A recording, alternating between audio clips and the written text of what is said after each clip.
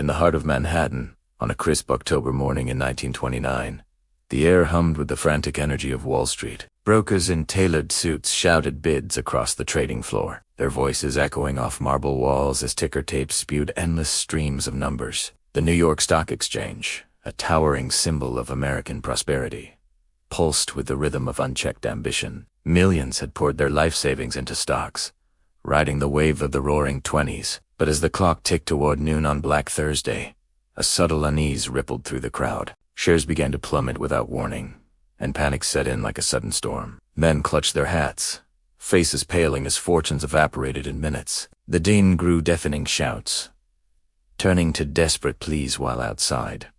Crowds gathered, whispers of ruin spreading like fog over the Hudson. No one yet grasped the full horror unfolding, but in that chaotic symphony of bells and cries, the first cracks appeared in the facade of an unbreakable empire. The collapse had begun, silent at first, but destined to engulf the greatest city on earth. The streets of New York in the late 1920s shimmered with electric promise. Skyscrapers pierced the sky, their steel frames rising like monuments to human ingenuity.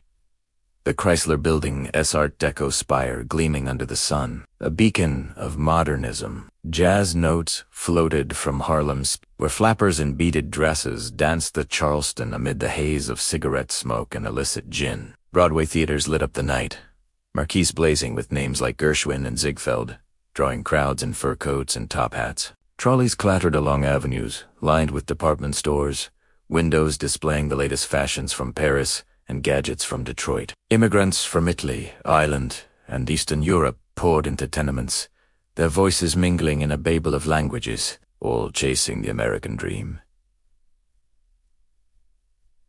Factories hummed around the clock, churning out automobiles, radios, and textiles, while bankers in pinstripes sealed deals over martinis at the Waldorf Astoria. The city throbbed with vitality, a ceaseless motion of ambition and excess, where fortunes were made overnight and the future seemed limitless. Yet, beneath the glittering surface, invisible fissures were forming, whispers of overproduction and speculative frenzy that few heeded amid the euphoria. Daily life in pre-crass New York unfolded in a tapestry of routine and aspiration. Families in Brooklyn brownstones gathered around the radio for evening broadcasts, laughter echoing as children played stickball in the streets under the watchful eyes of neighbors on stoops. Office workers streamed from subway cars each morning, briefcases in hand, the underground rumble a familiar soundtrack to their commutes. In the garment district, seamstresses bent over machines, needles whirring in rhythmic harmony, producing dresses that would grace Fifth Avenue windows. Pushcart vendors hawked fresh bagels and niches on Lower East Side corners, their calls blending with the honks of Model T Fords navigating horse-drawn carts. Evenings brought strolls in Central Park, where couples picnicked on manicured lawns, the scent of blooming flowers mingling with distant ferry horns from the harbor. For many, payday meant a trip to the butcher or bakery, simple luxuries affording a sense of security. The air carried the aroma of roasting chestnuts in winter, the buzz of summer block parties alive with music and shared stories. It was a world of modest comforts and grand hopes, where hard work promised upward mobility, and the city's pulse felt eternal. But the signs of impending doom were there, subtle at first, like distant thunder on a clear day. Stock prices soared on borrowed money, margins stretched thin as investors gambled on perpetual growth. Factories produced goods faster than consumers could buy, warehouses filling with unsold inventory while workers' wages stagnated. In Harlem, overcrowding and discrimination bred quiet resentment, rents devouring meager earnings from service jobs. Newspapers occasionally warned of economic bubbles,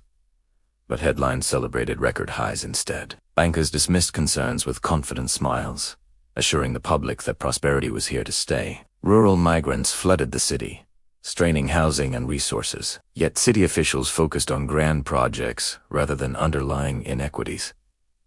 The opulence of Park Avenue masked the poverty in the shadows, where families already skipped meals to make ends meet. Whispers of market volatility circulated in boardrooms, but on the streets, optimism drowned them out. No one connected the dots: the over-leveraged loans, the speculative mania, until it was too late. The collapse did not announce itself with fanfare. It crept in through the cracks of complacency. As the dust settled after Black Tuesday, An eerie calm descended over Wall Street, broken only by the shuffle of defeated footsteps and the rustle of discarded newspapers proclaiming disaster. Shares worth billions vanished, leaving investors stunned in silent offices, telegraphs clattering with urgent pleas for margin calls. The initial shockwave rippled outward, factories slowing their machines as orders dried up, the whine of idle conveyor belts replacing the clamor of production. Workers clocked out early, uncertainty etching lines on their faces, while bosses murmured about temporary cutbacks. Breadwinners returned home to worried spouses, the aroma of meager dinners masking growing anxiety. Banks tightened credit. Small businesses shuttered overnight, their signs swinging forlornly in the autumn wind. In apartments across the boroughs, families huddled around kitchen tables, counting dwindling savings under dim bulbs. The city's rhythm faltered, fewer taxis honking.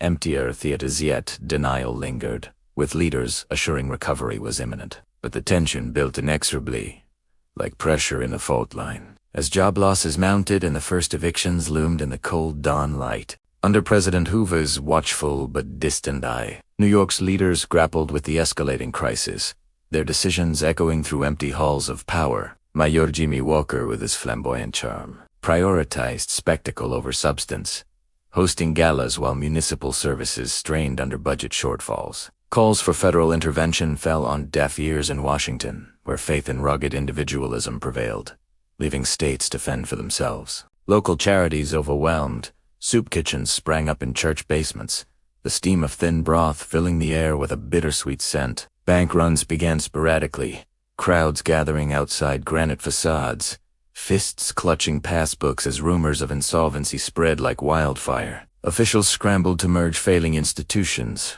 but missteps compounded delayed relief funds, inadequate public works exacerbating the slide. In boardrooms, executives slashed payrolls to preserve profits, ignoring the human cost. The pressure mounted, invisible threads of debt and despair tightening around the city's throat. By the time the full weight of errors became apparent, the system teetered on the brink, ready to fracture. The breaking point arrived in the harsh winter of 1932, when the facade finally shattered like ice on the East River.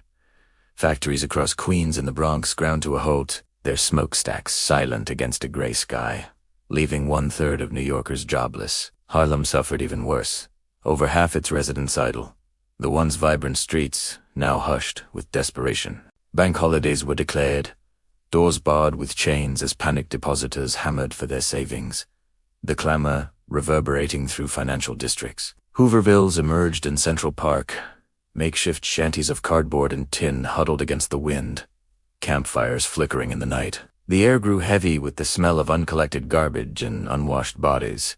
As sanitation crews dwindled, families doubled up in tenements, whispers of foreclosure echoing in stairwells. The collapse unfolded not in a single cataclysm, but in a relentless cascade of evictions in the rain, children scavenging alleys for scraps. By then, the signs were unmistakable, but the machinery of society had already begun to seize, plunging the city into abyss. Human suffering etched itself into every corner of New York, a tapestry of quiet agony amid the ruins. Breadlines snaked around blocks, thousands standing in the chill dawn, coats threadbare, the shuffle of feet, the only sound breaking the silence. Soup kitchens ladled watery meals into tin bowls, the metallic clink mingling with subdued murmurs of gratitude and shame. Families evicted from walk-ups piled belongings on sidewalks, carts creaking under the weight of mattresses and heirlooms, rain soaking through as landlords padlocked doors. Children with hollow eyes sold apples on street corners,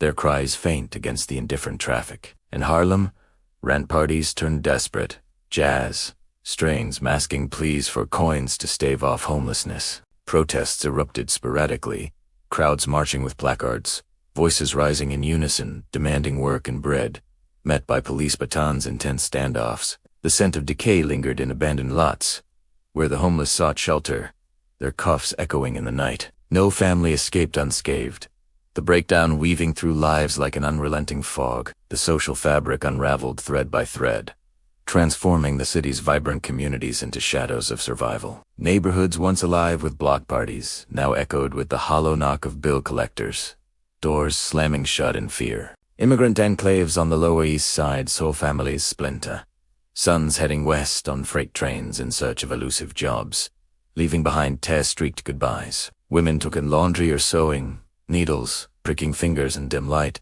while men wandered job queues, hats in hand, dignity eroding with each rejection. Crime ticked upward. Petty thefts, born of hunger, the distant wail of sirens, a nightly lullaby. Yet amid the fracture, flickers of solidarity emerged. Neighbors sharing scraps of food, churches opening doors for warmth. The breakdown deepened divides, Harlem's renaissance fading into stark inequality. Protests turning violent as frustration boiled over. The air thickened with unspoken terror, families whispering of suicides in high-rises. The thud of bodies a grim punctuation to despair. Society's seams burst, revealing the raw vulnerability beneath. As the decade wore on, glimmers of change pierced the gloom, driven by bold interventions from a new administration. Franklin Roosevelt's New Deal swept in like a fresh breeze over the polluted harbor, channeling federal funds into New York's veins. Public works projects hummed to life, workers in hard hats erecting bridges and tunnels, the clang of hammers echoing renewal. The Empire State Building, completed amid the crisis, stood tall as a defiant symbol, its lights piercing the night sky. Housing authorities built affordable units, families moving into clean apartments, the scent of fresh paint replacing moldy despair. Theater projects employed artists, stages alive once more with stories of resilience. Relief checks arrived, easing the gnaw of hunger, while labor reforms empowered unions, voices rising in collective bargaining halls. The city's infrastructure transformed, parks expanded, hospitals modernized. Rumble of construction, a counterpoint to earlier silence. Yet recovery was uneven, scars lingering in forgotten corners. As the world edged toward greater conflict, the long shadows of the Great Depression reshaped New York's skyline and soul, forging a metropolis more resilient, yet forever marked by fragility. The New Deal's legacy endured in the bridges spanning rivers, the housing blocks sheltering generations, and the social safety nets woven into the fabric of American life. Unemployment eased as war industries geared up, factories roaring back with the thunder of machinery, drawing workers from across the nation. Cultural blooms persisted, Harlem's artists channeling pain into enduring works, Broadway lights dimming only briefly before reigniting. The city's population swelled again, immigrants and migrants blending anew in the melting pot, their stories layered over the ruins. Economic policies shifted, emphasizing regulation and support, lessons etched in policy tomes. Yet the human toll lingered in memory's lost homes. Shattered dreams, the quiet resolve of survivors, a testament to the collapse had exposed the perils of unchecked greed, planting seeds for a more equitable future amid the rebuilt streets. In the reflective quiet of hindsight, New York's ordeal during the Great Depression stands as a haunting reminder of civilization's thin veneer. The once unassailable towers of finance now symbolized hubris, their heights a caution against complacency. Streets that echoed with desperation now bustled with purpose, but the ghosts of Breadlines whispered in the wind. Families passed down tales of survival around dinner tables, the clink of forks underscoring gratitude for abundance. The city's rhythm, restored yet altered, pulsed with a deeper awareness of interdependence. As skyscrapers continued to rise, their foundations reinforced by hard-won wisdom, New York emerged, transformed, a beacon not just of ambition, but of humility in the face of rupture. The collapse, though irreversible, had reshaped human bonds, forging a collective memory that lingered like fog over the dawnlit harbor, a solemn vow against forgetting. Yet even in renewal, the echoes of that era persist, a spectral undercurrent in the ceaseless flow of the city. The air, once thick with despair, now carries the hum of progress, but the lessons endure in the architecture of welfare and the vigilance of markets. New York, the epicenter of collapse, became a crucible for its people emerging with scars that strengthened rather than weakened. The haunting silence of empty factories gave way to the symphony of recovery, a testament to human tenacity. As the world moved forward, the Great Depression's rupture left an indelible mark, a quiet warning woven into the narrative of history, reminding all that empires, no matter how grand, can falter in the blink of an eye.